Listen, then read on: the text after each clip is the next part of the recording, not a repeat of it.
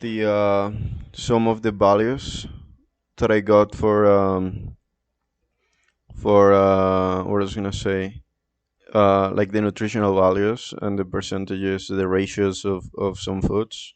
So for steak, right, we got like a 75 percentage, 75.4 percentage of glutamic acid, and it's like 500. I mean 5,546 milligrams of glutamic acid, and glycine is Well, the only 1,465. number that matters really is cystine.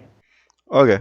Yeah, for cysteine, it's 3,000. I mean, not 3,000. Sorry, 345 milligrams, and it's approximately 4.7 percentage of it. Um, Right. for lentils, it's 6.3 percentage of lentils.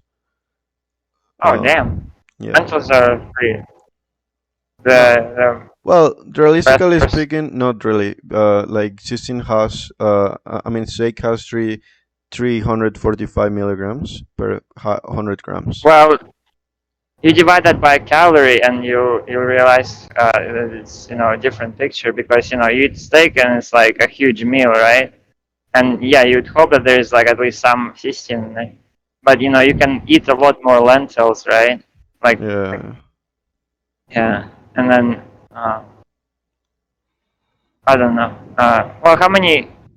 I'm sure there's like some cysteine in lentils, but yeah, you can just like 100, technically eat a lot 118 more. milligrams in 100 grams. Yeah, yeah. Like you can eat like a ton of lentils, you know, like way more lentils than steak, and Oh. still be healthy. Yeah, I mean, yeah, and they're quite tasty. Well, I know that you will end up just fucking blending them and not even trying to uh, Right. eat them. But something that you could do, I don't know, bro. Like, I don't know. I'm still waiting for the day that for one day, just for the shit and giggles, you'll end up like actually cooking one meal, like, or even adding a little bit more Try. flavor. I've tried cooking meals. I'm just like I'm terrible at it. I tried I cooking could soups. instruct you. I could instruct you, bro. I could help you. I'm decent at Why the why why why why what? why suffer? Why go through the suffering? No, no, no, no. Like It will be it's like rewarding at the end of the day. Like, you cannot be. I know that you sort of like in terms of that, you wanna act like you don't really care about the flavor and whatnot. And yeah, I get it, right? But if you even do it like once or twice a week, even 1 to 3 times a week, just as personal indulgence, like sort of like treating yourself for because you've been like working hard, and you just I are feel like, like it's torture. no, Like I no, feel like it's no. like cooking for me is torture. Like because it's always like it's not nothing is exact, right? You always have to kind of adjust We and should do like a kind of like podcast of cooking compromise. with Panda and Sarko. And like we cook a No, meal. yeah, I mean, like it would be just me doing exactly what you say. I'm like, you want me to give you that salt? Okay, here you go. Like Yeah. it's me doing exact instructions. Yeah, actually. Uh, I mean, Yeah, like there's just too much creative work for me in cooking. It's like it's suffering for me. And because I used to cook, I would try to I would cook like a big pot of soup and in college for me, like at one year I was doing that, and then I would yeah. eat that, I would put it in the fridge and I would eat that, pot of soup for like entire week. Mm. But man, like the number of times I fucked it up, and like when it kind of worked out, I was not like I had no pleasure of the success. I Uh-huh. was like, finally, after so much freaking work, unjustified work, so, like it's something, like it looks like it's supposed to look. I'm Okay. like. I I would be like, oh man, that is a lot of suffering, but at least it's ready, and I would put it in the fridge. I mean, yeah, but just not because you had like a bad experience, many years ago means that it's gonna be the same outcome in the future. Like, I don't know, like, Yeah, eh, man. I'm sure it's more fun to cook with a friend and all that. So, I yeah, mean, bro, like, I was but just doing it, out of like necessity as fast as I could and all that. Yeah, I So feel not you. not exactly the same. Yeah, yeah. I was gonna say, I was gonna tell you, bro. But even without even like trying hard or whatnot to like add some flavor, I'm pretty sure you could like just add some spices that could be healthy. Like there's some spices that I could look into. That you could add into your like salmon and make it more tastier. And that way, when you eat it, like it's gratifying. That like uh, Yeah, you put know how salt on it. yeah, no, no, with like on top of like salt, and it will take you like 1 minute, like to put two spices on the or two spices, or even a little bit of like some sort of like I don't know, another additive or whatnot, right? Natural additive, um, and it could end up tasting like three times better. For example, let me tell you an example. So like grass-fed beef, right? If I eat it by itself, myself. With nothing on it, it's all right, like I can digest it and it's fine. But if I add this certain sauce that has a bit of tomato, a bit of peppers, a little bit of parsley, and other herb, which is natural and stuff like that.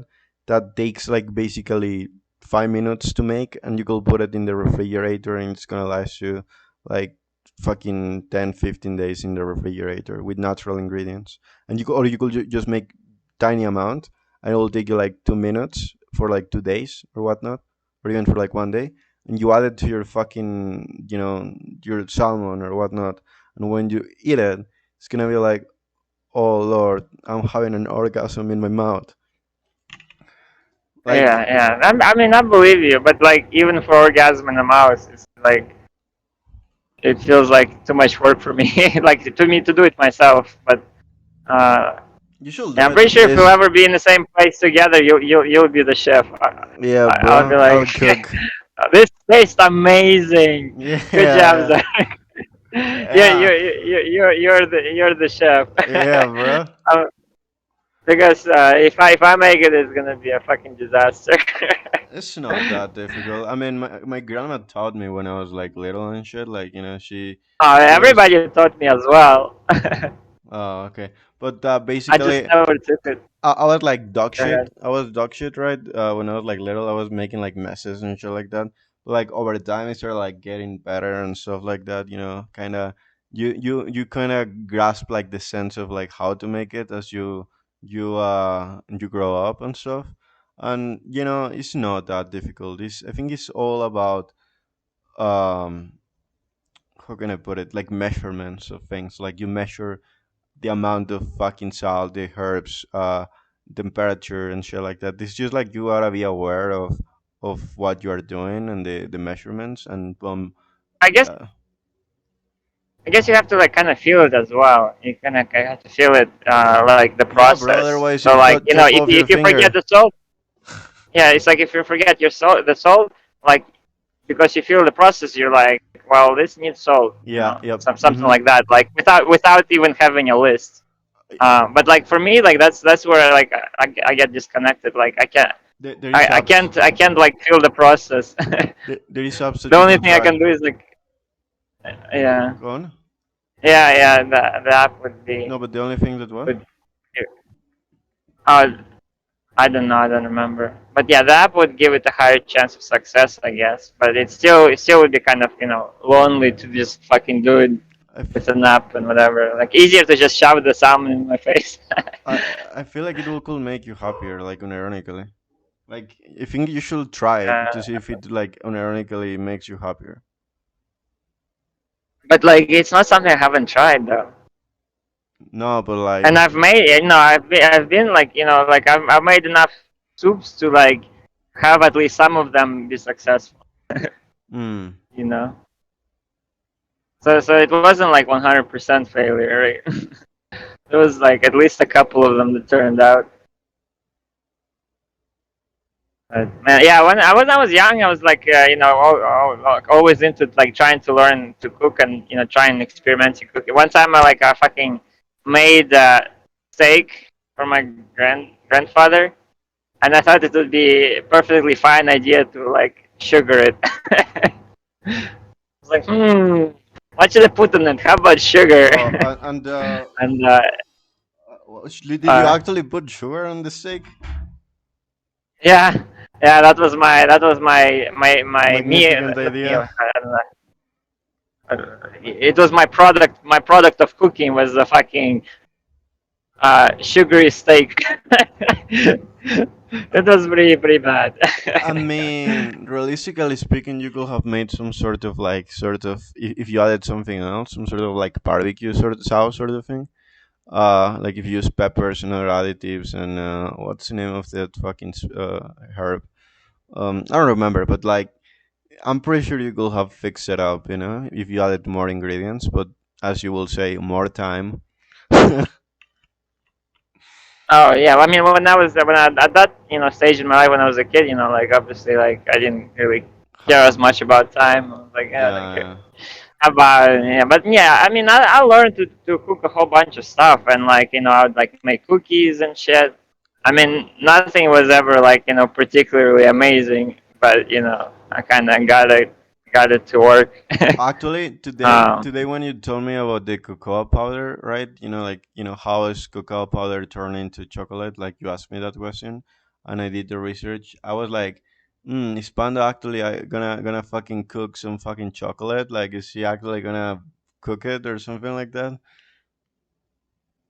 no, no, I'm just eating the fucking cocoa powder. I just fucking putting in the blender. Yeah, yeah, but you made me that question, and I was thinking like, huh, is he gonna I, actually bake it? Is he gonna cook it? uh, Okay. I see. I feel you. I feel you. I'm just trying to see if there's a difference between me like eating cocoa powder versus like dark chocolate. Okay. I feel you. What I was gonna say, I don't know, like, and you just eat the fucking powder raw, like it doesn't fucking get stuck in your throat, like it doesn't get adhered onto your throat and makes you cough your lungs off. Or do you mix it with Well, water? I put it in blender. Yeah, yeah, but when you put the powder into your mouth, it doesn't make you Into the cough. blender, not my mouth. Blender. Yeah, but when you put the cocoa powder into your blender, into the blender, it's meant to go into your mouth afterwards. I mean, but you don't blend it dry, right? You don't just blend powder. Oh, You blend, you make a smoothie, right? oh! I thought that you were eating it by itself, like just like the powder, and I was like, oh, what the heck? uh, no, I put it in the blender with all the other stuff. Yeah. Oh, okay. I mean, it's already like it's already yeah. I just take a scoop and like put it in the blender. Does it give does it gives like a good taste to the smoothie or not really? No, it takes away from the taste because cocoa powder is kind of bitter. Yeah. Uh, not doesn't taste good at all. Oh, okay. Huh. Interesting. Okay. Yeah. But yeah, what I was gonna say, for like oatmeal, we got 71% glutamic acids for glycine, 16.9 percentage, which is 0. Wait, the quantity of glycine is 147 milligrams per 100 grams. Fuck, I'm burping. For turkey, we got No, by the way, like you start with the least important, but you never even got to the cystine. What's the oh, cystine 11.12 percentage. for oatmeal? Yeah. Wow, weird. Okay. For glycine in turkey, it's 24.7 percentage. And for cysteine, it's 4.5 percentage. Okay. Wow, like the vegetable sources are like better than the animal sources. Yep. Um. And you ask me for the how well it's absorbed cysteine, right? and I found Uh-huh. one study. Like I look in like many websites, and it was just very ambiguous with no fucking answers. But they found one study that was basically done in rats, right? And it tells you the absorption rate, and it's kind of similar to the other websites that I saw, but there was no like really like studies or anything in depth. And in this one, I actually check out the study and I was reading and shit like that, and this is what I got. The result of various isomers of cystine and for cystine and given in table one, which I have like the table. The rate of absorption of L-cysteine, previously found by Sullivan and Hess, was 49.3 milligrams per hour, in close agreement with the present value of 49.9 milligrams per hour. The rate of absorption of N-cysteine is 45.6 milligrams per hour, slightly less than of the L-cysteine, but not significantly different. Um, DL isomer is a racemic compound and not a racemic mixture. This fact might explain our findings that N-cysteine has a slightly higher rate of absorption than either D or L's isomer. Mesosine had an absorption rate of 40.3 milligrams per hour, value definitely lower than of the any other isomer. The rate of absorption of L-cysteine is lower than the rate of any of the cysteine isomers, specifically when the cysteine was used in the hydrochloride and not in the sodium salt. The rates of absorption calculated from the amount of total sulfur in gastrointestinal tract did not differ materially from those obtained by Sullivan. So in the chart that I'm looking at here for what I was gonna say, DL cysteine, in a number of 600. I mean six animals, right? Uh, and with a time of 2 hours, right? This is what it says here. You want me to screen share this chart? I think that you'll find it interesting, but I don't know if you can see it or not. You can try. Okay. So you see, Um, you see. I see it. Yes. So roles of absorption of optical isomers of cysteine and cysteine fed sodium salts. So here we have L-cysteine, number of animals 6, time in hours 2, and using the Sullivan-Hess method to calculate the absorption rate was 53.6 uh, milligrams per hour, like 100 milligrams, right? Per 1 hour. The absorption rate in six animals was around 53.6. In one animal was 54.8. In another one was 52.5 for L-cysteine. but it's like 50 milligrams per 100 milligrams. No, for what's a GM? Uh, Is that the typo? what? Is that the typo? No, GM? no, no, no. 100 GM? GM. I think GM is like a gram. Yeah, it's a gram. Like 100 grams. It's grams. I'm pretty sure it's So grams. so is that 54 grams per hour then? Or Milligrams, I believe. Yeah, milligrams per hour. so that's like 0.05% Yeah. per hour. Mm-hmm. So what the food stays in your body what like freaking 24 hours? That's like uh uh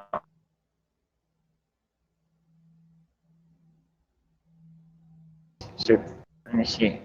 Are you trying to make 0.50?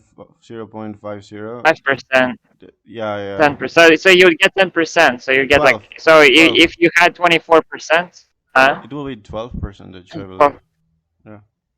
over 24 hours, Yeah, if we're talking about zero point 0.5. 0.5. Yeah. Yeah, yeah, that milligrams. Yeah, that would be 0.5. Yep, 12%. Okay.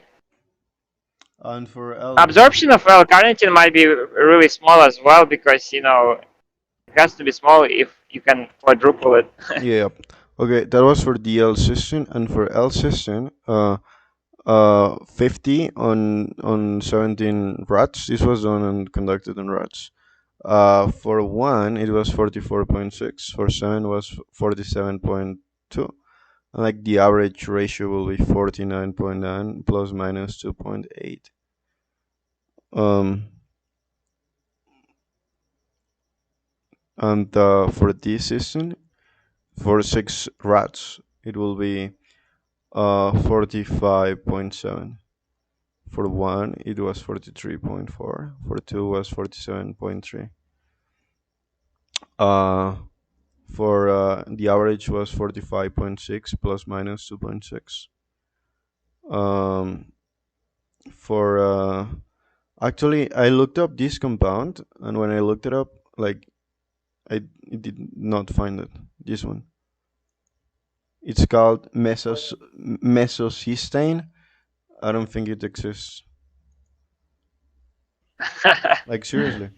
Like I can type it right now again. Weird. Yeah, like when you type it, nothing shows up. Mesocystine.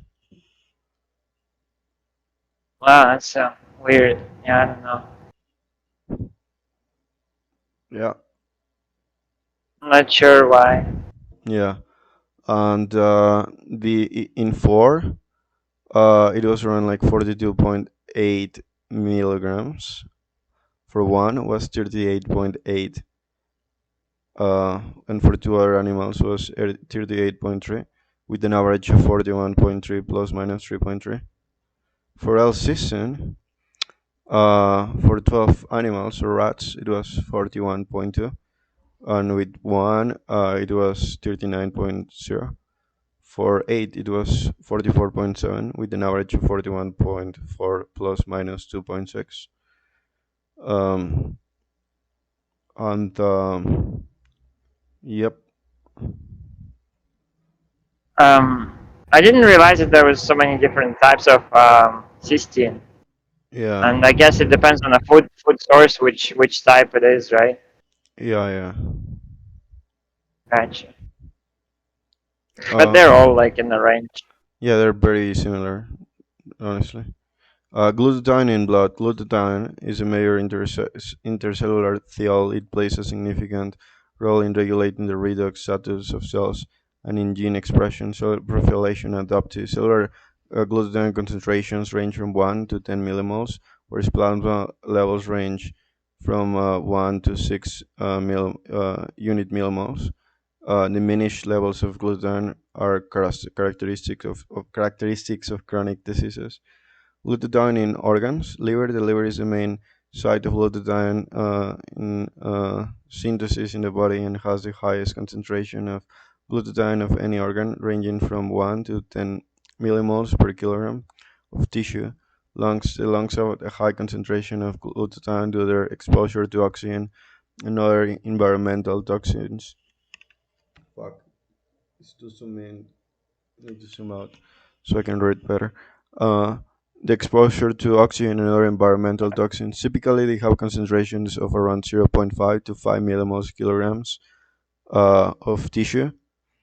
Uh, brain. The brain also has a significant concentration of glutathione ranging from zero point 0.5 to 2 millimoles per kilogram of tissue, plays an important role in protecting neurons from oxidative stress and inflammation. Kidneys. The kidneys have a lower concentration of glutathione compared to the liver and lungs, typically around zero point 0.3 to 1 millimole of kilogram of tissue, but still play an important role in detoxification and protection against oxidative damage.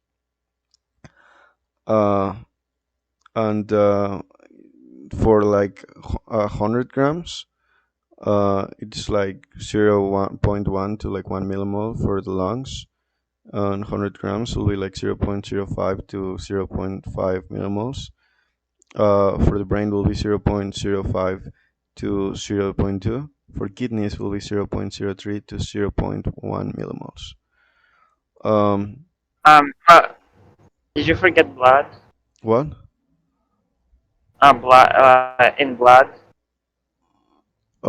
It, Concentration of glutathione in no, blood. this one is for blood. Oh, I missed it. What is it? 1.1 to 6 millimoles. Oh, is that per 100 grams? Yeah, yeah. No, no, So no, wait, no, not one. per 100 grams, I believe. Like just in average. Okay, so the gluten ranges from like 1 to 10, and plasma levels 1 to 6. But I mean, it has to be per something. Is it per all of the blood? Uh, I forgot to check that in this one. You want me to recheck it for the next podcast? Yeah, yeah. And also, let's see. Um,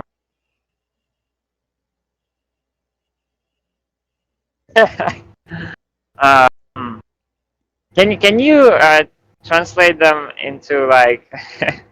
You're gonna have some weird Google entries there. What what's the average weight of a brain? And then you can like see how many grams of glutathione in a brain, and like what's the average weight of a fucking kidney, Yeah, yeah, I'll and look it then up. you can like translate that into how many grams of glutathione per kidney or in a kidney.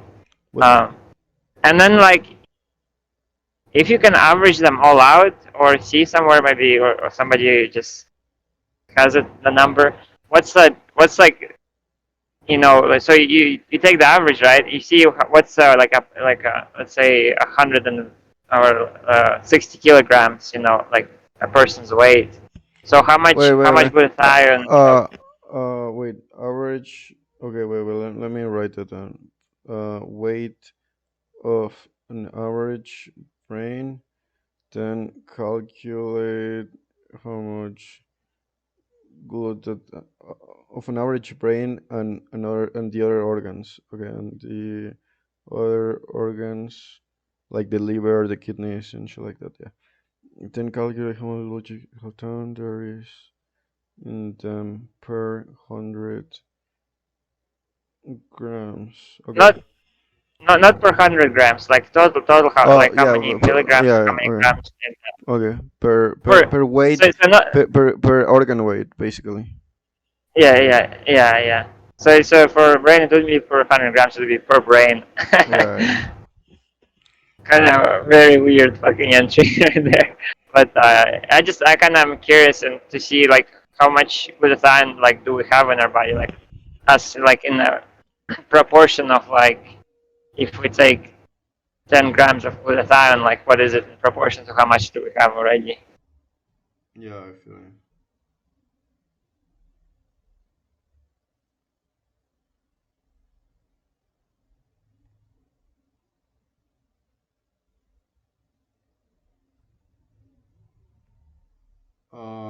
So for like tryptophan, Oh, did you write it? Did you write down for the whole body? for the whole body. The question. Yeah. So like either somebody says it somewhere or just like take an average of all the concentrations and just say that's the average concentration of the body, and then the body is like let's say 60 kilograms. So like how much glutathione per 60 kilograms?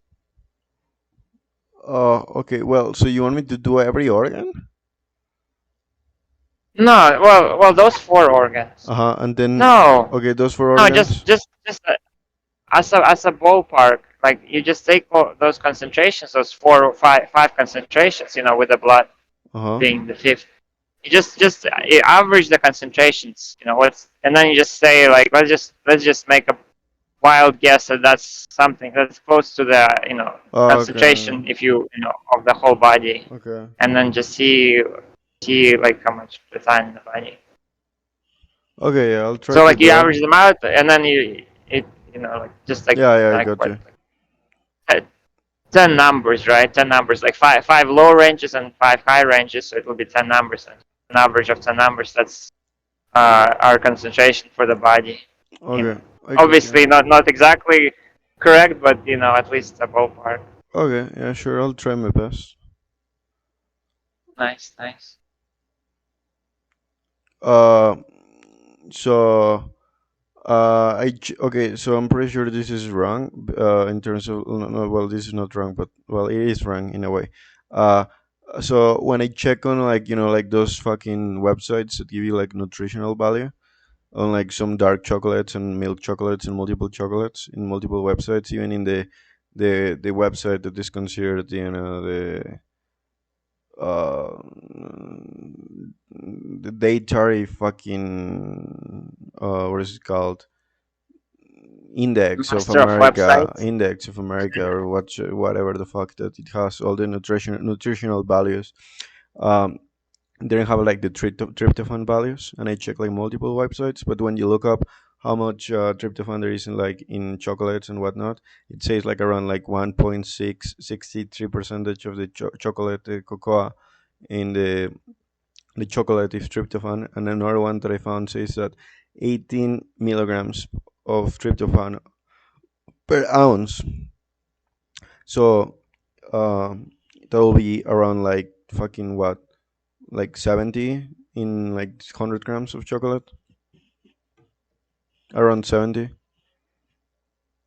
70 Yeah, milligrams. around yeah, milligrams, around 70 milligrams. Yeah, like 60 to 70. I don't So remember. how does do you happen to know how does that compare with cheese? uh I don't remember the cheese But one. there, but basically there's a substantial amount of tryptophan in dark chocolate or in chocolate in general. Is that the Yeah, idea? it is. It is decent, I Okay, guess. like it's not absent from chocolate. Yeah, of course not. Interesting. Yeah, yeah. If you can write down a question like how does that compare to like the Yeah. amount of How much? tryptophan in chocolate compares to tryptophan in cheese? Yeah.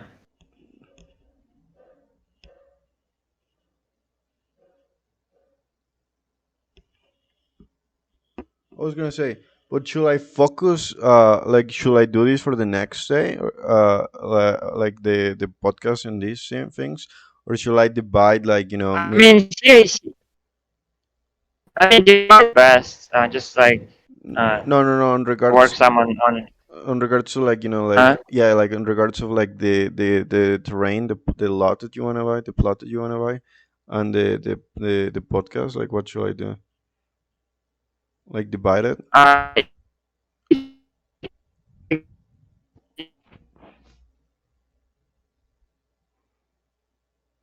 you there? What?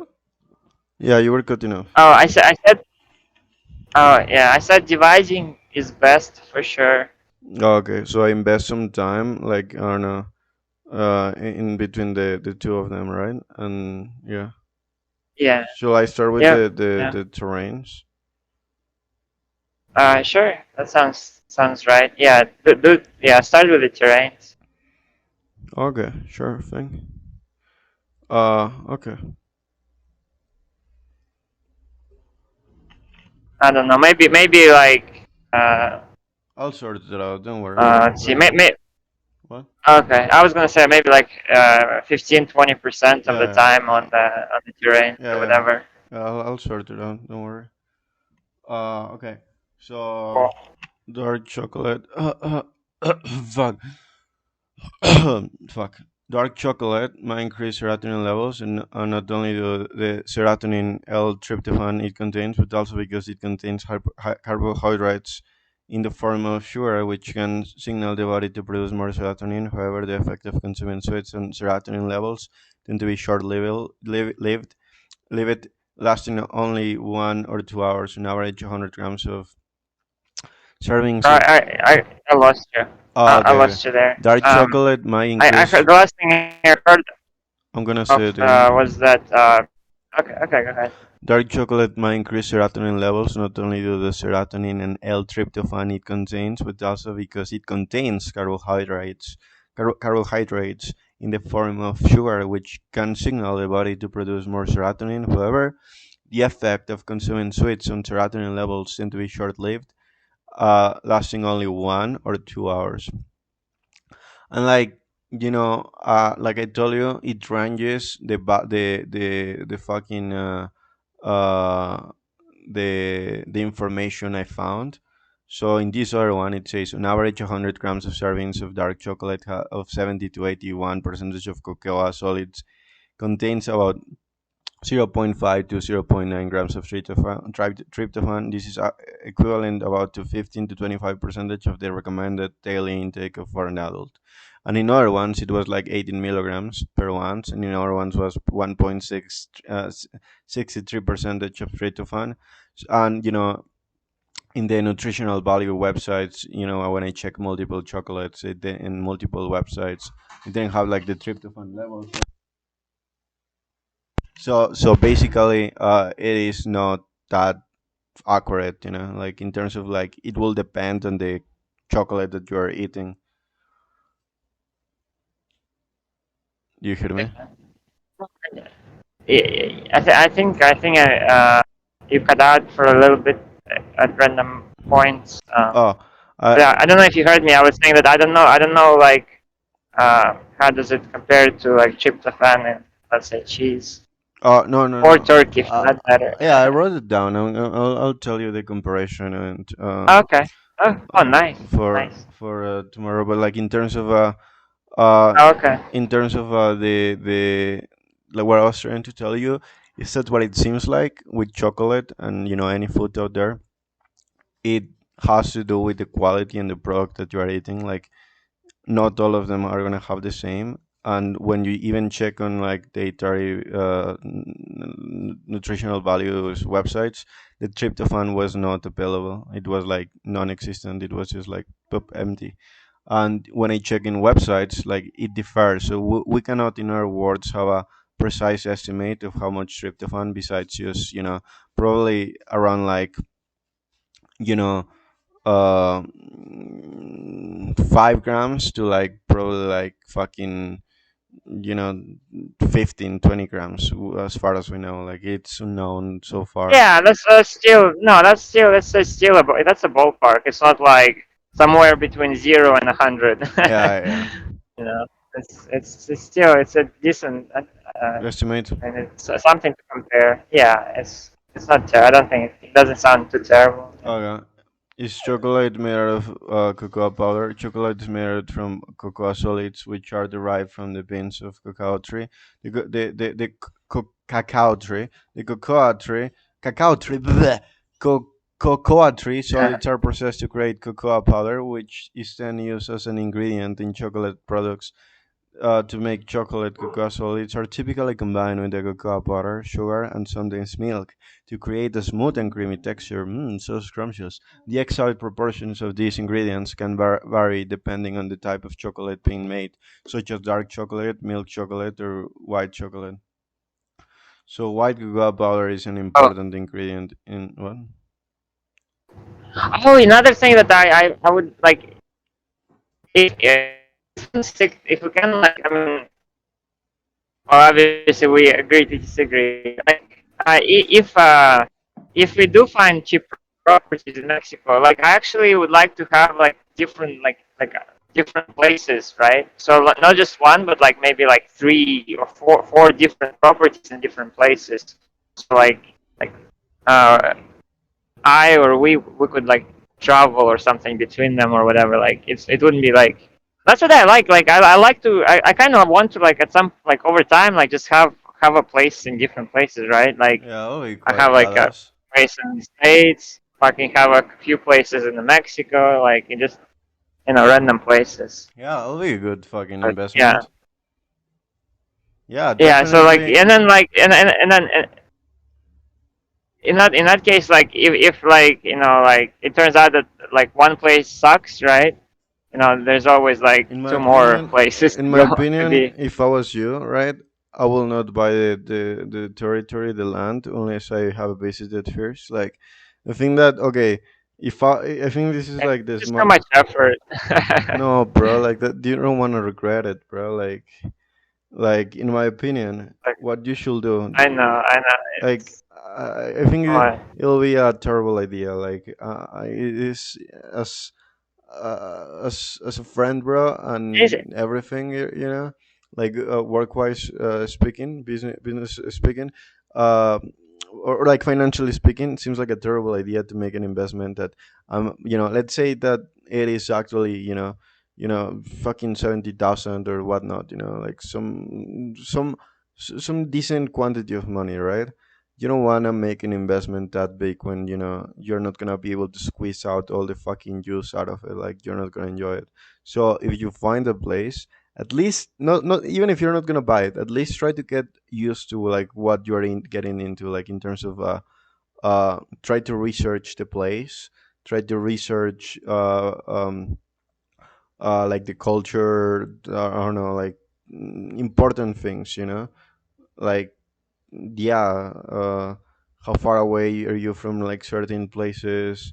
Shit like that will be extremely important in my opinion, that you should like research and come up with the conclusion whether you want to actually move in there, well, not move in there, but like have like a summer house there or not.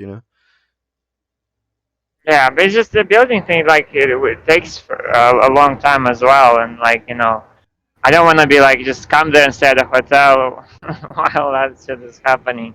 No, but it's not Like, like you will have to stay there throughout the entire process of the building, like the place in terms of like, okay, you're very interested in buying it, and you go to that fucking place. I don't even think that you could buy it online without like making sort of like uh paperwork in real life. I highly doubt it. Like, or you will have to hire someone there I to be mean, like to like make the deal for you or something like that. I don't think that it can be done there's like online. real estate agents and whatever. Yeah, yeah. There's like lawyers, and all Oh, kinds of okay. there's like different options. Okay. Um, yeah, but like like I wanna like put like a maybe like a nice tall wall like around like a like Build the acre or wall. like well who knows this fucking Mexicans. Yeah, It's like I like I like privacy and safety. yeah, makes sense. But And like some I bright don't wire know. on But top, and like hey Sarko, your next task of the day is like no, fucking no, put fucking alligators around the fucking fence of the house. Like, okay, sure, bro. no, I'm joking, no. bro. Part of the reason is, I mean, part of the reason I threw this your side is because like I wanna pick like a place that's healthy, right? Yeah, yeah. Uh, yeah, I wanna research like the healthiest places in Mexico and like have a place that's like the healthiest place out there, and then like if something really sucks, like uh, I or you or like our friends or whatever like could like go there and be in like healthiest place and like maybe like chill out or whatever. Yeah, bro. I But mean, I yeah, don't know. definitely, that'll Traveling be everywhere fun. in the United States, I definitely feel a difference. Like some places are better to be in than other places. Yeah, yeah. Yeah, it'll be Anyway, fun, bro. Like if we hit it in the future, like we fucking chill around, we tour around. Yeah, yeah. It definitely sounds fun, bro. okay. Like yeah, that sounds like a good perspective, bro. Like that'll be cool. Yeah, Yeah. Yeah, but yeah, like I was just I guess when I started talking about that, it was us. You were like, I'm not gonna like tell you to go and fucking work on building shit. yeah, That's not exactly your area of yeah, yeah, work or whatever. Yeah, I feel you, bro. What? I'll try to like hire some fucking Mexicans to like do some construction, whatever. Yeah, yeah. What I was gonna say? I mean, what I was gonna fucking say? Do you have any ideas of how like this design that you would like to go for, like in terms of like the architecture? Not exactly. I just know my first step would be to fucking put like a really tall fence or a wall around it. Will it have a swimming pool? Oh, like, uh, will you put a swimming pool? um, Probably. Sounds fine. Yeah, you should I'll do that. definitely put in like a big. I'll definitely try to put in like really like kind of tall, really tall. Well, not kind of, but kind of really tall roof, with just made out of solar panels, and like I would try to do it myself. Just fucking Sell construct it them. myself. Yeah, yeah, Yeah, and then like it'd be free electricity and all that. yeah. But That'll be cool. What I was gonna say? yeah, man. Another thing that you should do, like get, it'll be cool if you got that, and we actually fucking, fucking met and fucking like toured around, um, fucking pool table, bro. That'll be very fucking neat. Yeah, I bet that shit. Yeah, I can. That would be like fucking buying like tomatoes at the store. That's not the problem. Yeah, bro. Fucking pool table, epic fucking gaming area too. With that. Yeah, and it's fucking Mexico. Like you just you fucking like you can have a shit ton of space Yeah, for yeah. like whatever pool table and all kinds of crap because like you just need to have a roof over it. Like it's not gonna like freeze or like like be snowed in or anything like Yeah, that. The worst thing that happens is it rain and that's the roof basically fixes it. yeah. That's true. That's true, bro. Yeah. Huh. It sounds like, the way, you're like either idealizing it, it just sounds like perfection. It sounds like a pretty fucking, what was I gonna say? Enticing place to like vacation, bro. Yeah, yeah, and I definitely want to have like some healthy place to like always be able to go to or whatever. Yeah, bro. I feel you. And then you could also have like your fucking garden and plant some fucking uh I don't know, some your own Yeah, man, plants. that'd be cool to have like a garden for sure. Yeah. What? I'm sorry, I interrupted you there. No, you didn't. It's fine. uh, But yeah, like plants and fruits, vegetables, whatever the fuck you want. so sustainability, right? Yeah. We got the electricity, like get like a well, and like basically Oh like well. Oh, well, yeah, yeah, and then like basically like that was my do dog. some what and basically like have it like design it so that basically like it automatically like gets watered and everything. So like there's like almost no work where it grows like fucking vegetables and fruits with like almost no work. Like Yeah, I'll be pretty fucking neat. just automated fucking food growth. Yeah, you should definitely Yeah. go for it, brother. Yeah, yeah. Anyways, Yep, that's the plan. fun for sure. Yeah. Yeah. Is chocolate made out of cocoa powder? Chocolate is made from cocoa solids, which are derived from beans, the cacao tree of the cacao tree. Okay, I already went through this. Or did I? Oh no. The, oh, dog, calm yourself down. Cálmate. My dog is being annoying. Okay, so the cocoa solids are processed to create the cocoa powder, which is then used as an ingredient in chocolate products to make chocolate cocoa solids. Oh, wait, sorry, I'm burping. Cocoa solids are typically combined with cocoa butter, sugar, and sometimes milk to create smooth and creamy texture. The exact proportions of those ingredients can vary depending on chocolate being made, such as dark chocolate, milk chocolate, or white chocolate. So while cocoa powder is an important ingredient in chocolate, it's not only it is not the only ingredient. Oh, I'm gonna let my dog out. Give me a second, bro. pretty good wall around it, and then maybe like if they have some kind of security services, so that like it could stay there by itself with nobody there, without anybody like stealing anything Or or getting breaking in in? and Yeah, yeah. stuff. Yeah, right. Like fuck, like maybe like I come back like in 5 years, I still want it to be fucking the way I left it. Yeah, makes sense. Right. And you can like But still yeah. even check it up, but through your phone or something like that. Being able to surveil the cameras, like you'll be able to check on the cameras, the surveillance cameras, through your phone or your Well, computer. What? yeah, I mean, if they have the security services and such, or I guess, yeah, I mean, I guess in this time and age, it's really easy to set up a fucking camera. Yeah. Um, yeah. So how to make chocolate with the cocoa powder? Okay. So 1 cup of cocoa powder, 1.5 cocoa butter, cup of cocoa butter, one fourth of cups of granulated sugar, 1/4 of cups of milk. That's optional.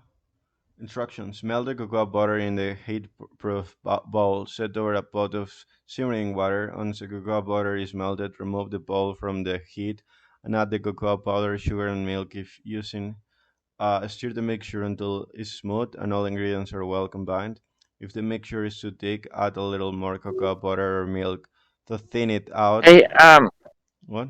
can we resume in like 7 minutes? I need to like hit the bathroom. Yeah, for sure, bro.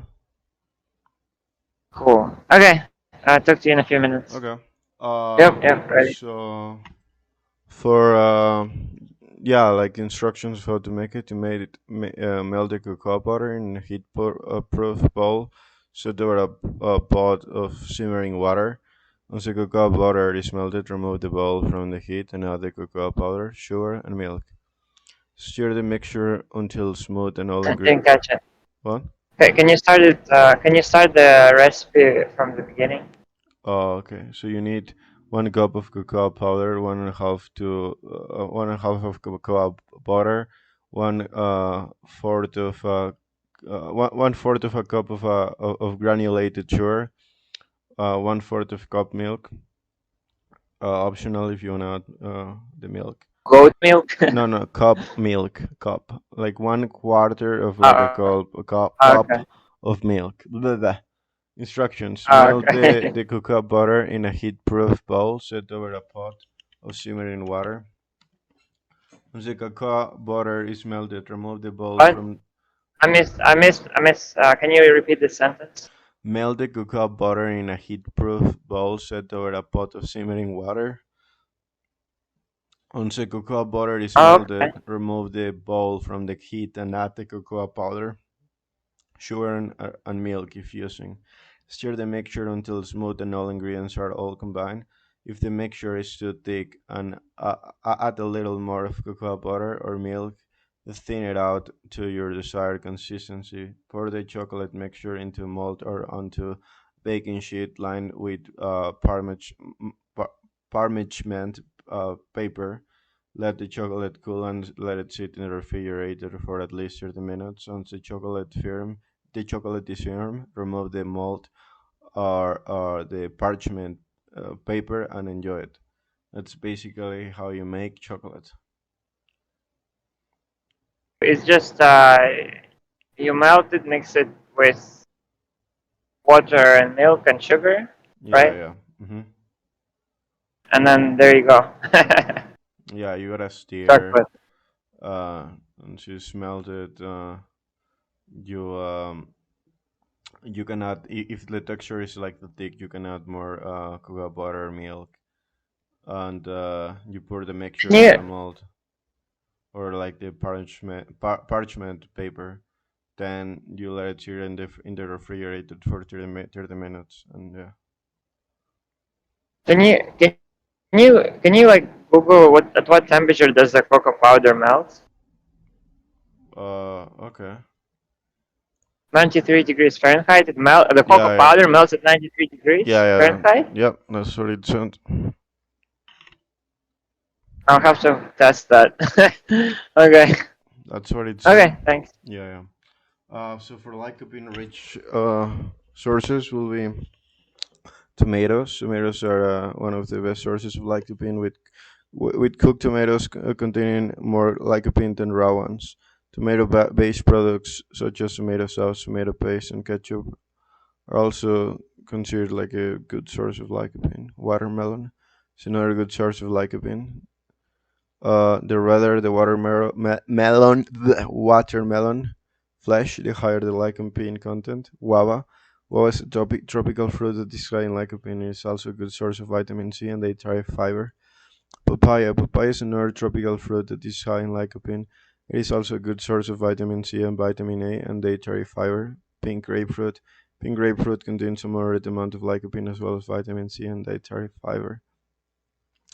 Is lycopene fat soluble? Lycopene is a Sorry, fat. what? What? Can you start after the watermelon? Okay, guava is a tropical fruit that is high in lycopene. It also is also a good source of vitamin C and dietary fiber. Papaya papaya is another tropical fruit that is high in lycopene. It also, Yeah. yeah, it is also a good source of vitamin C, vitamin A, and the dietary fiber. Pink grapefruit contains a moderate amount of lycopene as well as vitamin C and dietary fiber. Uh, is lycopene fat soluble?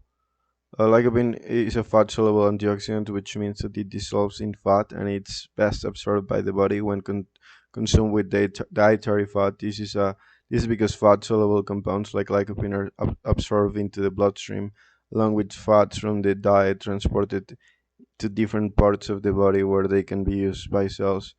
For this reason, it's recommended to consume lycopene containing uh, con- for this reason, it is recommended to consume lycopene containing foods along with healthy fats such as avocado, nuts, seeds, or olive oil to enhance its absorption. It is also important to note that cooking tomatoes or processing them into a sauce or pasta can increase the viability of lycopene, as heat breaks down the cell walls and makes the lycopene more accessible to the body. Wait, what? So So, so heating up tomatoes yeah, releases lycopene or destroys it? breaks the cell walls and makes the lycopene more accessible to the body. Okay, so heating or cooking tomatoes is good good Yep. for more lycopene absorption. Yep. Okay. Uh, Yeah, man, I was right. But that's why avocado works. Is because lycopene is fat soluble. yeah, yeah.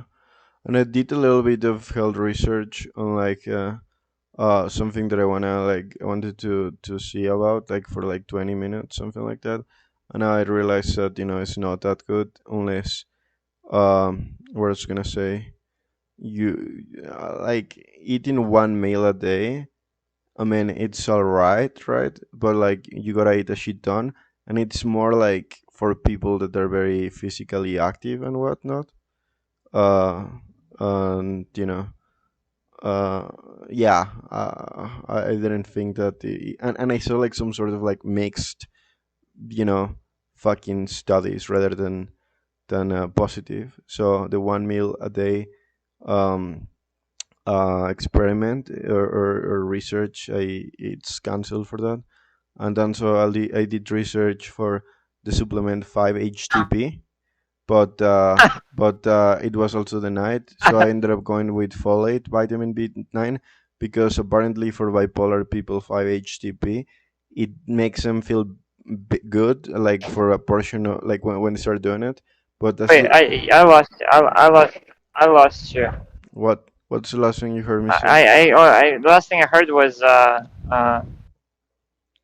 you did research on 5-HTP. But basically, I gave up on it because apparently it's helpful for like people that have depression or whatnot.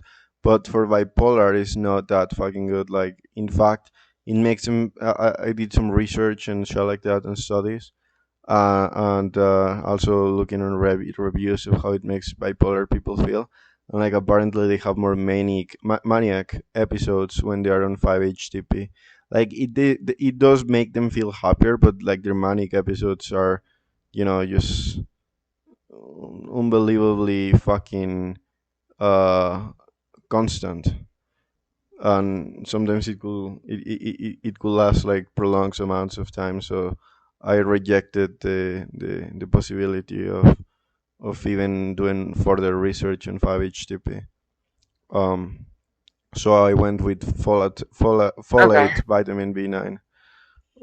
Vitamin B9 is also known as folic acid or folate, is an essential nutrient that plays a crucial role in various bodily processes, including cell growth, DNA synthesis, and red blood cell formation.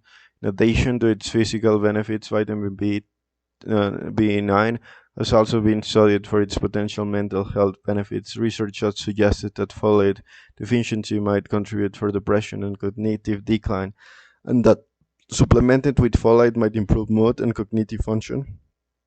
Folate has also been studied for its potential improved symptoms of schizophrenia and bipolar disorder. One second. Um,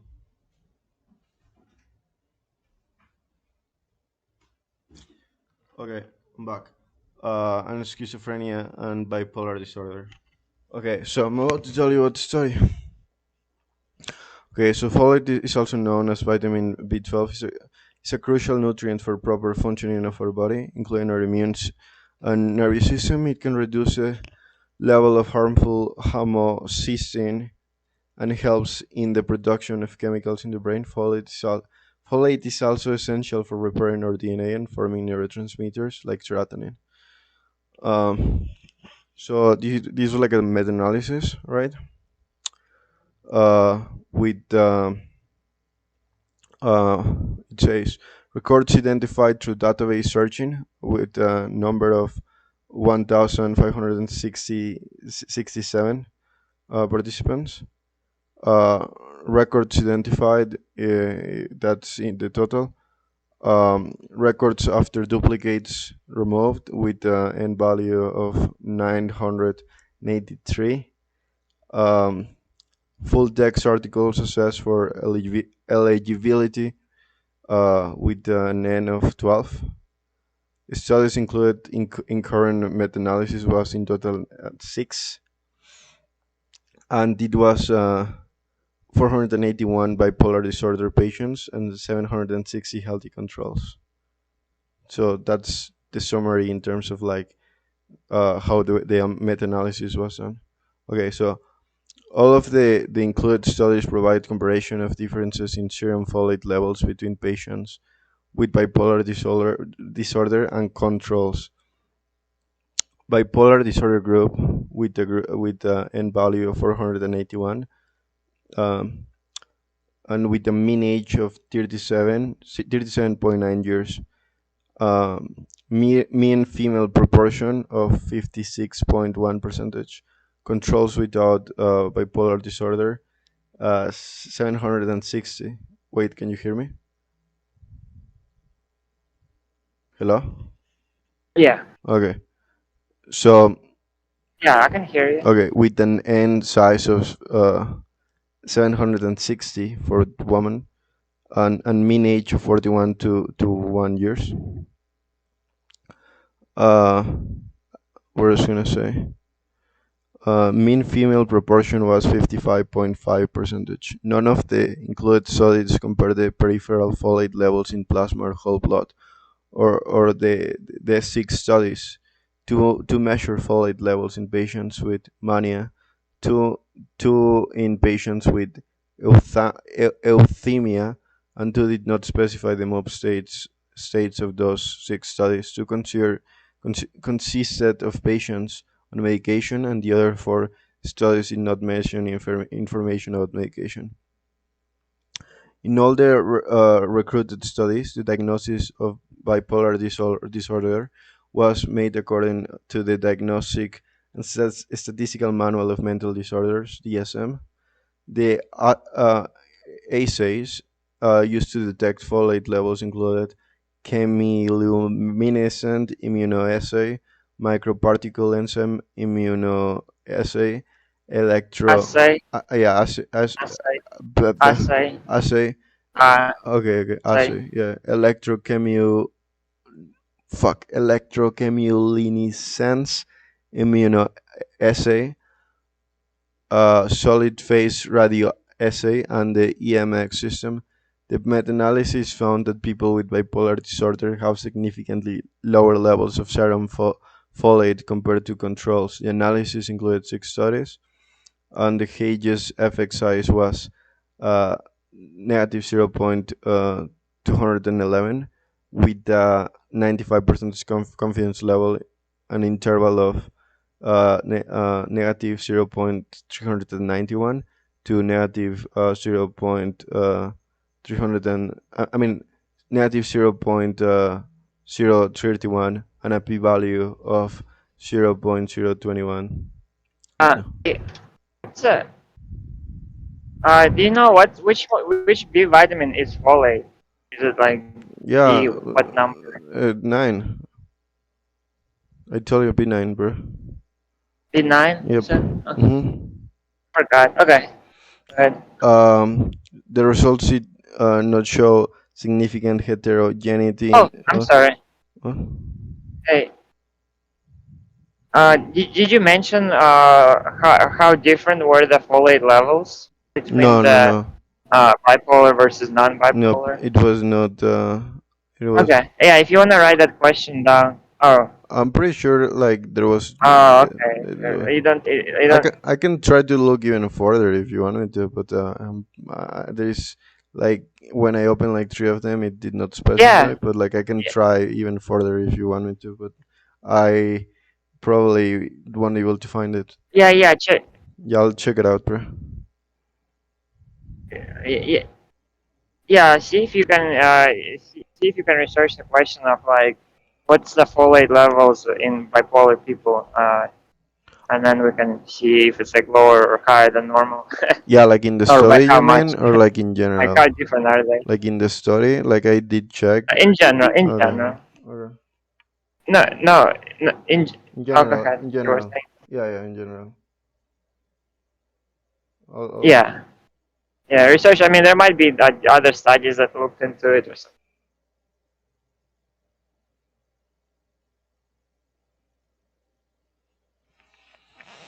Um. Okay. To examine the strengths, this is a different one. To examine the strengths and limitations of existing data to provide guidance for the use of folate supplements as treatment, with or without other psychotropic medications in various psychiatric disorders, to identify area for further research in terms of biosynthesis of mechanisms of folate and genetic variants in metabolic pathways in humans. The methods: a systematic review of published literature following the preferred reporting items of systematic reviews and meta-analysis, to assess whether folate supplements are beneficial in certain psychiatric disorders such as depression, bipolar disorder, schizophrenia, autism spectrum disorder, and attention in deficits of hyperactivity disorder. Um, what was I gonna say? Data sources. Eligible studies were identified using a systematic research of 4 electronic databases. The search strategy covered the time period from 1974 to 2021. Therefore, the review examines randomized controlled trials or open label trials completed during the period. We identified 23 studies of folate supplements in various psychiatric disorders for critical review. Of those, 9 studies investigated the efficacy of folate supplements in major depressive disorders, 5 studies in schizophrenia, 6 studies in autism disorder, 2 studies in bipolar affective disorder, and 1 study in attention deficit hyperactive disorder. The most consistent finding association of le- levome- levometholic acid or 5-methyl folate with improvement in clinical outcomes in mental health conditions, as mentioned above. specifically in depressive disorder, including um, uh, postpartum, postmenopausal depression, schizophrenia, autism spectrum disorder, um, attention deficit disorder, and bipolar affective disorder. Folate supplement were well tolerated.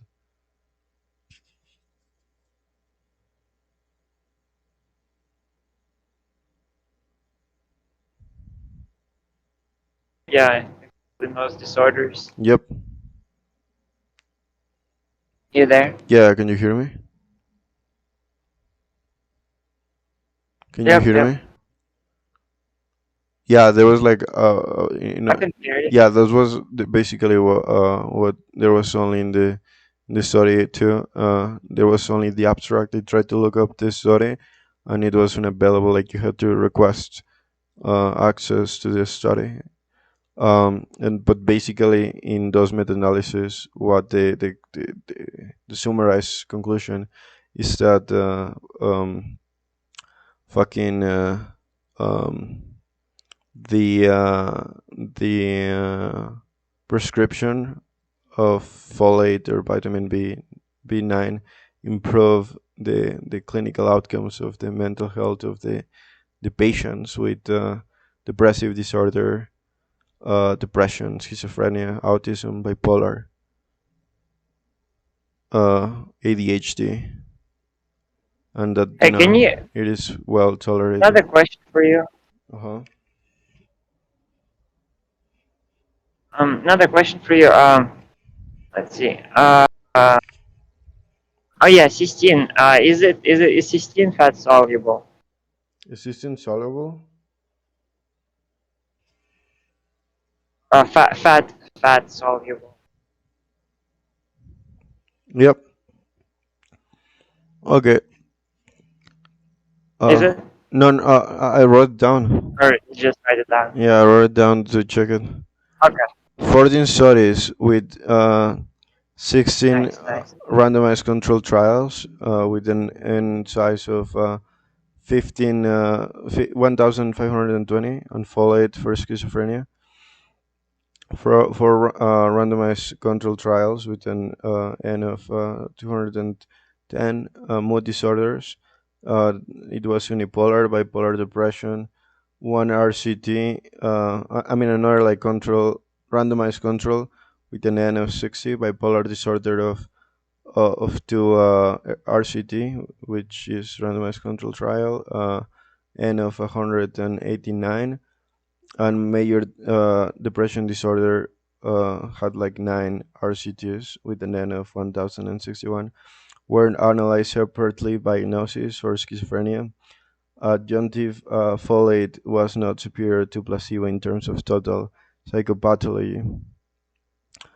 Uh, and the standardized mean difference was 0.1495. Okay, this I think that I don't know if this is relevant to like bipolar disorder, like this first part, which is just like pure statistics, right? But I don't think is relevant to that part. But I'll tell you this part, and you'll tell me whether I'm right or not. So listen, for schizophrenia, adjunctive folate was not superior to placebo in terms of total psychopathology. Standardized mean of 0.14 with a 95% confidence level, and ranges of negative 0.67 and 0.39 with a p value. I mean, with the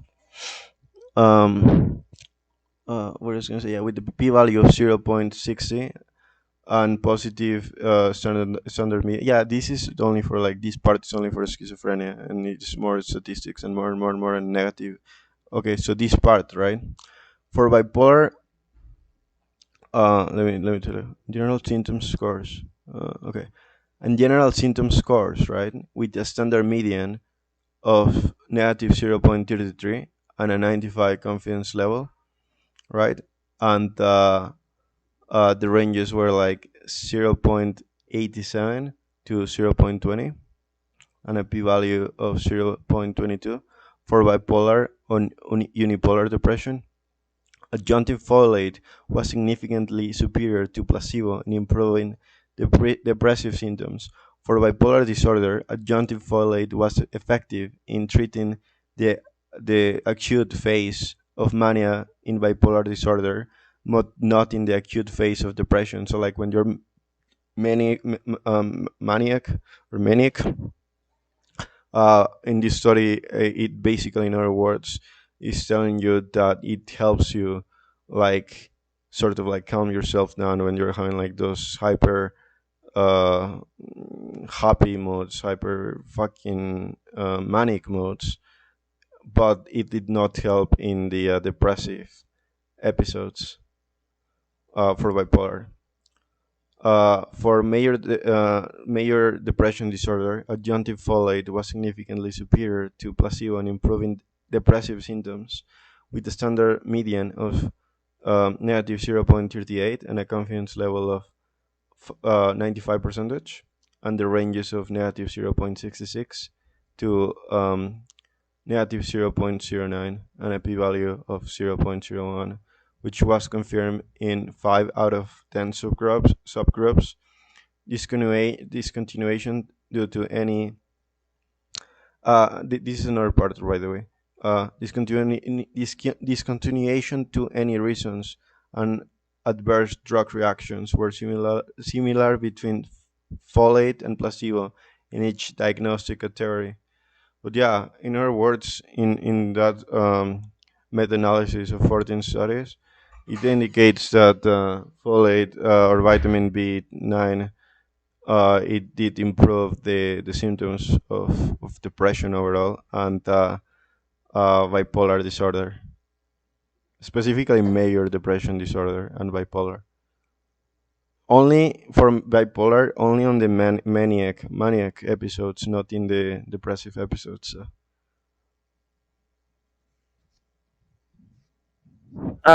Yeah, whenever you do like research something that you think is useful, Mm-hmm. always add like sources, like natural sources, What do you mean? uh, because yeah, natural sources like where like that healthy thing, like what's the best natural source of that healthy thing, like Oh, food, okay, okay, okay. Yeah, I get it now. like Yeah, yeah, yeah, yeah. I know what you mean. Like, yeah, I fully get it. Like, for example, if we're talking about tryptophan, we'll be looking at foods rich in tryptophan, yeah, natural sources, rather than supplements or was like bio like lab made stuff instead, like instead of getting laboratory made stuff, yeah, supplements, natural sources. Yeah, yeah, I feel it. Yeah, sure. But yeah, yeah. bro. And also I guess we should also mention if it's fat soluble or not, because I guess fucking everything that's fat soluble is pretty much useless if you eat it without fat. Yeah, yeah. Because what happens, I guess, I mean, I'm assuming is that it dissolves in fat, and then when your body absorbs the fat, that's how it actually gets in your body. But if there is no fat, like the body is not going to just absorb it by itself. It only absorbs the fat, and then if it has absorbed, if there is a fat that it absorbed in, then the body will get it. Yep.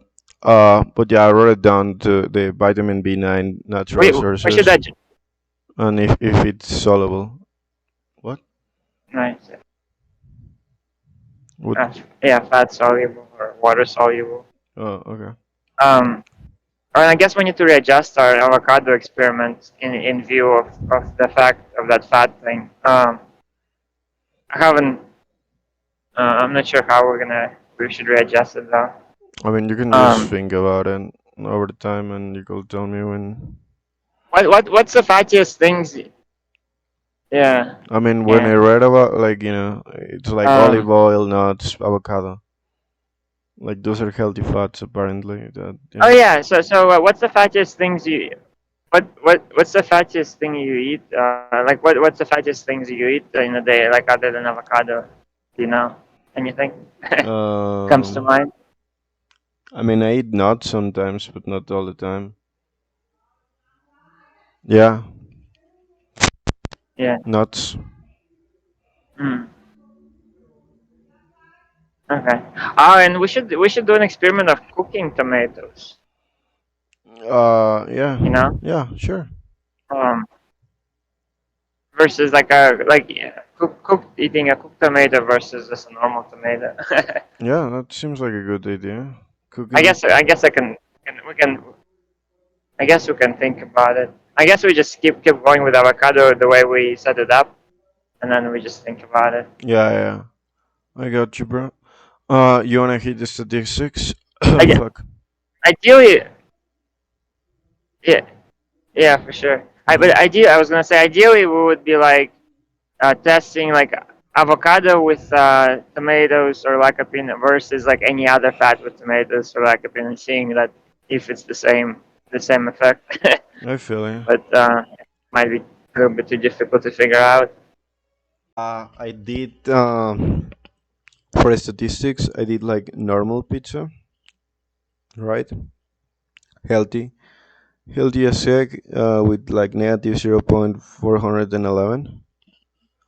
Uh, and like we already had the value of and it was not um what I was gonna say, the values were on like one, which means like healthy, right? And for the experimental one, it also was uh fucking healthy, like uh in the difference in means it was negative 0.274, and we got in the values of like column C, D, and E for the experimental, and column K 1111. It was overall healthy, and in terms of lycopene for me, it was also healthy. Um, what I was gonna say, with the given values of 111 and a difference in mean of negative 0.126. Can you hear me? Hello? I'm trying to follow. Yeah, I'm trying to follow you. Oh, okay. So yeah. Oh, oh, So you redid? Oh no. So you did that. So you updated the lycopene like using all the yeah. up to date data. Yeah, yeah. For the Okay. So okay. Wait. So what was that? All points difference in means for lycopene? total of negative 0.126. Negative 0.126. 126, yeah, 126. Mm-hmm. Nice. And what was the p value? Or was it? It was above 30. It was 11111, right? Yeah, yeah.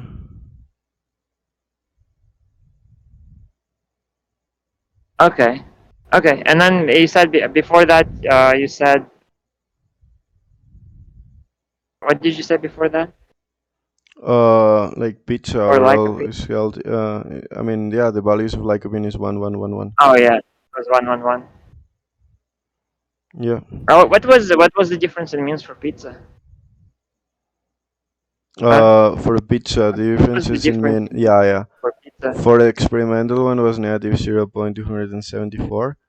For the normal one, like it was negative 0.411.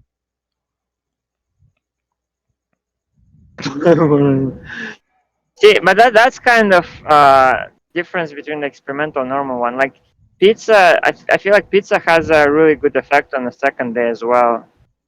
After it. Mm-hmm. So if you average the second day with the day before, it won't give you as representative the difference in means Yeah. because the second day will be for pizza is really healthy. Um, but yeah, but I mean in other cases, it might give better results because it will give less random error. But sometimes the day before has like big random error and might be for some reason a different, really high, really low for some reason. Makes But sense. okay, cool. Yep. But Uh, you said 0.127 for lycopene. Is that normal or experimental? Normal. Okay. Yeah, man. Wow. Pizza is like 4 times No, basically no, as no. good Wait, as wait. fucking lycopene. No, what was this That's experimental? cool. No, no. Yeah, this is the experimental one for the lycopene. The other ones were not. Wait, and I did the What's the normal for lycopene? uh. Let me check if I did the normal one. I did update the mathematical one, the one with like the one that you're meant to use 11 uh values per cell. But let me check really quick. Uh, uh, uh. Experimental. No, where is it? Oh, 4 days before, 4 days after. Yeah, yeah. Uh, Nice.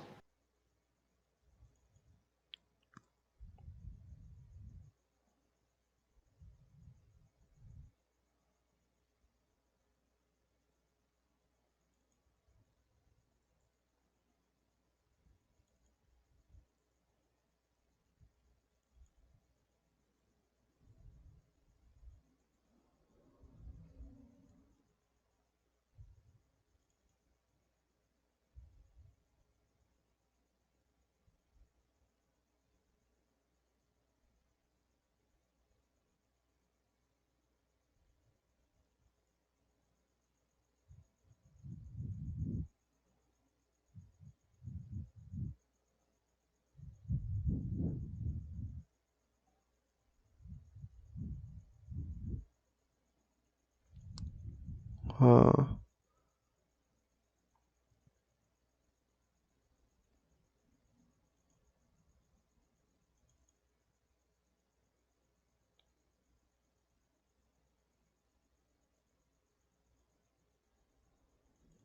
Wait, why is it not opening? Uh, okay, where is it? Folder one.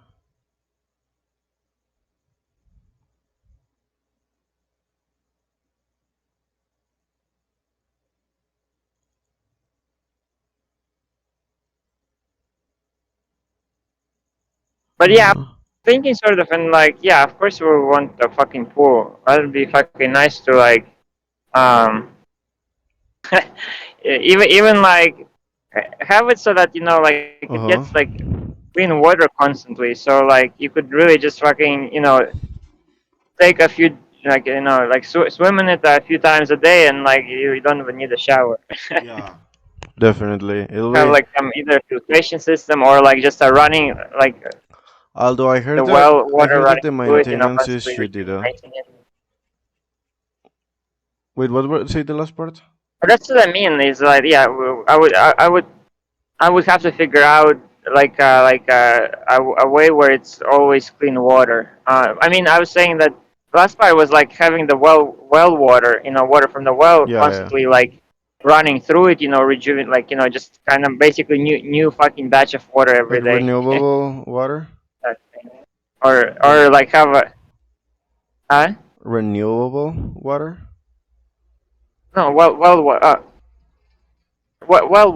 from the well. Yeah, I yeah. No, mean, no, no. But it's like, just the water that gets absorbed in the ground, yeah, and yeah. I know yeah, it's a yeah. well, but like, uh, Yeah, just have basically just keep it running so that it's always kind of fresh water in it from the well. yeah, but how will you make it Maybe. like sustainable at all points? I Like, mean, like there's no reason. uh, hmm. I mean, it's water. I mean, But not every spot it's has not. it, It right? doesn't get destroyed, right? That uh, But like, not every spot I think like all has spots it. have it. It just depends how deep. I think every spot has it. The question is just how deep you have to drill to get it. Hmm. Like some spots are like a foot below ground, and some spots are like fucking 50 feet below ground. You know, the water. It's called, I guess, the water table. Yeah, like there's And mounds like, of water and stuff like that. it doesn't get. They're called Yeah, mantles it's of water, basically like, or what are they unending called? lake of water. But they're called uh, mantles of water, right? Like they're called water mantles. table. No, no, but like the underground water, they're called mantles of water, I believe, something like that. There's aquifers. Yeah, yeah, but they're also called There's mantles of water. aquifers. I mean, there's like a huge. I don't know. I know the aquifers, but yeah, like in some places there's like a basin, like an underground basin of water. But I'm talking about the water table, which Yeah, is like basically everywhere. yeah, It's yeah. just uh, Uh, questions how deep you need to go. yeah. I just looked it up. Yeah, it's mantles of water, what they're called to. Like, what will you know you be doing as well to like sort of subtract the water if you dig down with like excavators or whatnot, I guess. But like, what I was gonna say is that expensive? Is that like cheap or like what? Like reasonable price, or will that not be like I too think it's pricey? reasonable price, but it's one time. Yeah. No, no, it's not too pricy. Yeah. It's just reasonable. But it's only done once, and then you just have it. Hmm. Interesting. But yeah, I did do the lycopene, so I did like the three statistics like the other ones, like with the 110, and and I updated lycopene. I'm gonna tell you the values, brother, and then we can keep talking about the plan. Um, Okay. you want me to screen share? Hello, Yeah, sure. or you want me to just tell you the values? Yeah, yeah, sure. Which one? You can screen share. Okay, so this is Oh, lycopene. nice. Yeah, I definitely want to see this. What? That's lycopene? Mm-hmm. Hey there. Yeah, it's lycopene. Can you hear me? Damn. So I gotta say about that. Yeah, can you hear me? Yeah, yeah, I hear you. Can you hear me? Yeah, I hear you. Yeah, I said damn. Yeah, it's in the low ranges. I get. Apparently there's a delay in the sound that you hear. Oh, okay. Uh, can you see it?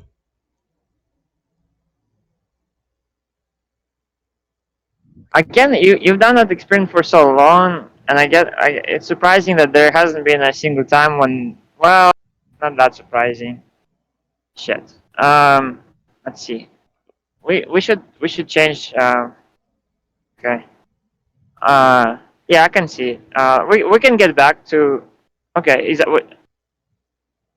Okay, is that? Oh yeah, you took more. Did you take the night? You took the day of the time of day data, Yeah, right? the data you told me I started taking data. I've been taking data on hours recently, since the day you told me to do it. Uh, Yeah, I've been taking days. Like I've been taking like oh, the uh after food, before food, and those three values. Like yeah, yeah. Like when was the last time I slept? Like you know, since I last slept and all those stuff. Like very nice.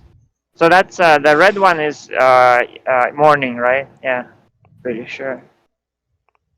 So yeah, I mean, yeah, like it's barely useful at night, but in the morning is the best time to take it. hmm. what kind of stuff do you eat in the morning versus well, what kind of stuff do you eat after you wake up versus before you go to sleep? It's random, honestly. Like, you know, like what I could eat in the Yeah, morning could be basically, uh, I could make myself some sandwich and it have like tomatoes, lettuce, ham, some cheese, and I don't know, some juice, and like maybe an apple. that's morning. Yeah, I could eat something like that. That's after you wake up. Not after I wake up. It just depends on how hungry I feel. Like it varies. It's I don't have like a structure. Oh, wake up, eat. Sometimes I take my time. Sometimes I don't. It Hey, just all depends. let's talk in like 7 minutes. I got a way station coming up. Oh, okay. But can we just like conclude with the thingy, the podcast, and then we can like just talk because this is the last part.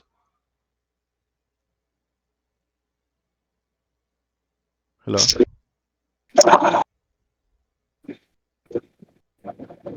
can you hear me?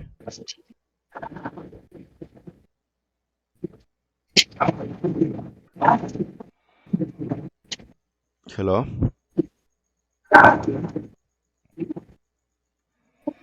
Can you? What? I'm sorry. I'm sorry.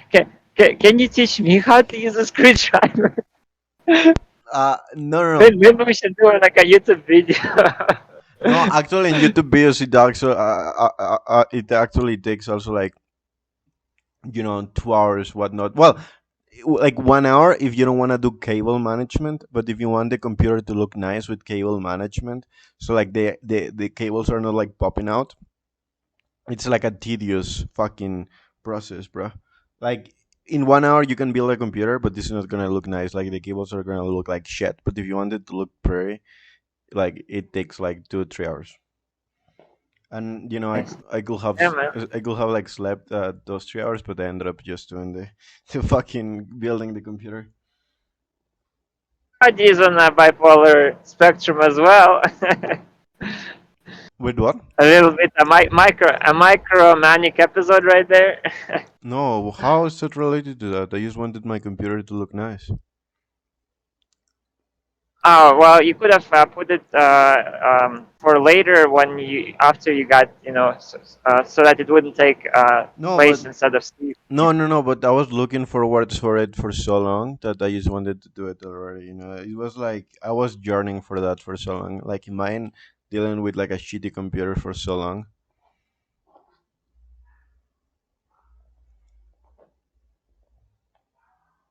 You hear me? Okay. Hello. Yeah, yeah, I can hear you. I was saying I was yearning for that computer for so long. I don't think it has to do with anything related to bipolar. It just has to do with like mine. Um, like Yeah, but I mean, every time, like what I consider, like, say, I don't have manic slight episodes. mania, like I can make excuses for all of it as well. There's like a million reasons that would, excuse like, I don't think but that I have manic or depressive episodes, bro. I believe I do not. okay. All right, okay, I we're believe enough. that it. Mm-hmm. I believe it's part of human nature, sort of like everybody can have manic episodes, like even on a really small scale. Yeah, yeah. I think it's all the same thing. It's just like some people have it more, some people have it less. But obviously, when it's too much, it's too much. But like obviously, zero is ideal because ideally, you would consider your health as a most important thing, Although, and then mm-hmm. fit it into a schedule so that you don't lose sleep over it. Yeah, although so far in what I know with bipolar, this bipolar spectrum, like you tend to be all the way at the high up, like you're so fucking entrailed and accelerated by what you're doing, full of joy, and then you crash down, and then there is more depressive episodes than manic episodes for your average bipolar person, and I do not have those moments where I feel like I'm in the top of the hill and then I crash down and I feel like shit for like. No, that well, you're talking about extremes. So Okay. that's extreme. And that's when they get diagnosed with bipolar. Hmm. Like, I'm not talking about extreme. I'm not like it's like I don't know what to compare it with. But yeah, like what you were saying, like on top of hill and crash, like that's like it's like diabetic. It's like sugar in diabetics, right? Like you can read about diabetics and be like, well, I'm not a diabetic, but doesn't mean that you don't have like sugar, hikes and sugar crashes like on a really small scale. Yeah, yeah, yeah. It makes So, sense. yeah, yeah. I mean, I might be wrong, but I say I guess it seems to me that it's just something that everybody experience, and obviously it seems like ideally we would have zero of them because Although, like mm, sacrificing yourself or your health is never good idea, I no mean, matter like how much you've been waiting for something. I did sleep like a good like 4 hours, but like 4 hours something like that. Yeah, But yeah, I could have like slept those 3 hours, so 3 hours and a half. But I don't know, bro. Like it was like Christmas for me. Finally. I know, man. That's cool. I mean, those things are exciting and addictive, and like you just want to have more of those times in your life, right? Not really. Really, you don't want to experience that joy again? I do. Like what I mean, like is like, but how can I put it? Like I'm like constantly looking forward to something like that. But it's like I'm No, someone that considers themselves like very neutral in regards to like emotions. Like fuck, you wanna know the times that I've been called like fucking monotone, fucking like neutral. Like I'm very neutral. Like I can be fun and shit like that to talk to, right?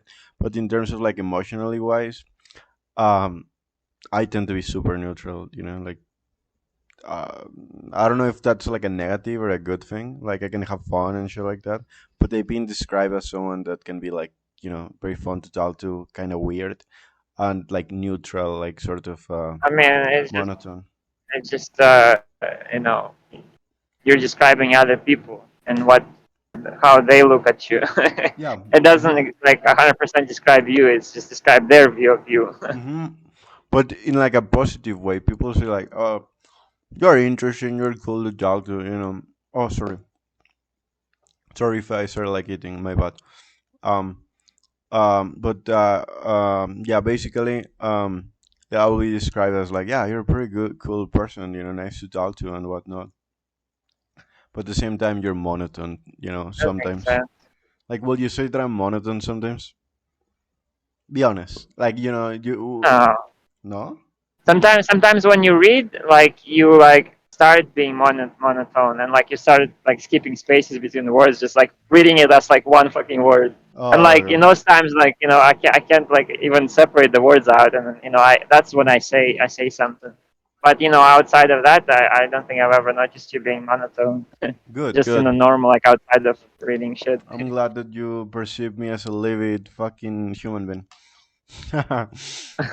Yeah, yeah, But for yeah, sure, man. um, uh, But if you're gonna be taking lycopene, there's a night and day like. can you see? Hello? Okay, yeah, I see. Yeah, can you hear me? Mm-hmm. Yep, I see. So,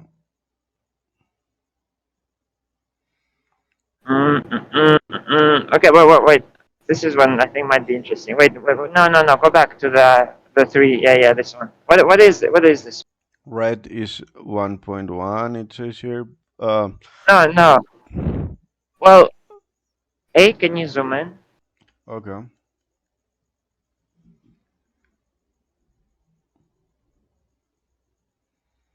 Oh, yeah. I see what you're saying. You were reading the what it is. The Okay, gotcha. description I of thought you were reading the. the values. Yeah. So So which one is healthiest? The black one. Really? Yeah. Uh, Well, in terms of like numbers and values, the healthiest one is the blue one. Like, yeah, yeah. blue. I was gonna say like why would you say black one? Yeah, no. Oh, yeah. It's the blue one in terms of like the values and numbers, not the black, the blue one. Okay. What's the blue one? Blue one says um food. Right, this one are blue is 0.1 hours after food.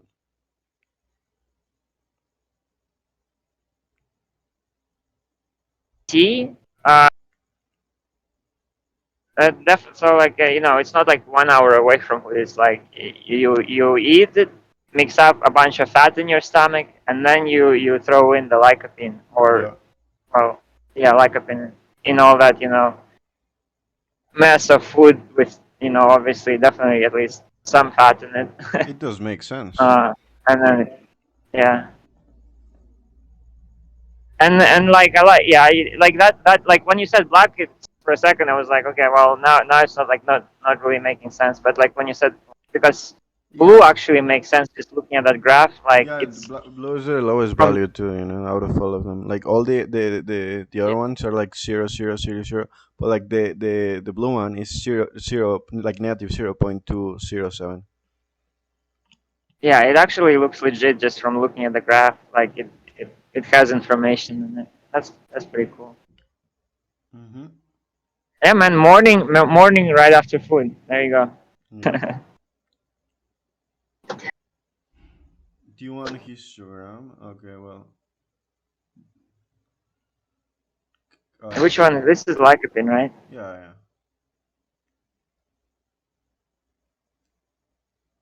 This is just like Is this the the simulation. experimental or normal? Normal. This is like a bit normal. Okay.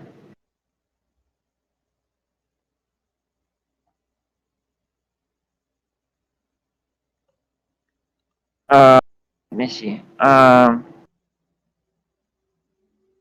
mean, it's not statistically. It's the p-value. What is it like? Fucking 46%. Is something wrong there? No, I don't think we got the p-value on these ones. Well, that 46% is the p-value. But 46, it's 46%. Oh, but this is You like see how the part of blue a line is? simulation, I believe. Uh, Aren't these ones for like a simulation? These ones? yeah, simulation gives a p-value. Oh, okay. Yeah, so the area under the curve to the left of the blue line Uh huh. is the definition of a p-value. Oh, okay. Um, so like, wait, uh, I don't think okay. I don't think my p-value for this one is calculated right because in this case, I think it's supposed to be um, everything area under the curve to the left of zero for the single data set. But this is just the single data set. Go back, go up top to the different data sets. Go to the previous graph like that. This one? Higher. Nope. Wait, what? Oh, that's in it. This notebook. Oh, this one. Okay. Oh. Oh. Okay, yeah, you can just delete all that shit. That's the old version. Yeah, that's the old version. We got our new version in you know what? Actually, we should fucking just copy that whole notebook from the new version that we're using for the p-value test and just paste it at the end of this one and then we will get those results right there at the end. Yeah, that one is just the old version of our p-value t-test stuff. So what's the new And version? that's why that's the new version is what you've been using for the Mathematica 1 and Mathematica 2. Oh, okay. So these ones are no longer usable. Like they're using like four Oh digits. no, no. I was just talking about the two graphs at the end, at the very end. where it does the p-value test. Oh, okay. Well, Yeah, those at the very bottom. Those the two are like the histogram. yeah. So could you put it together Yeah, like yeah, the code, since I do not know about the yeah, code itself? And yeah, okay, thanks. yeah. I can try. Or we can just do it together at some point when you have time, because it's really, you just have to copy the just everything. You just control A, Yeah, control C, and then just paste it at the end of this one. yeah. We could definitely do it for tomorrow. Um, but Yeah, could yeah. you give me a brief description in regards to the uh? What I was gonna say. I'm gonna stop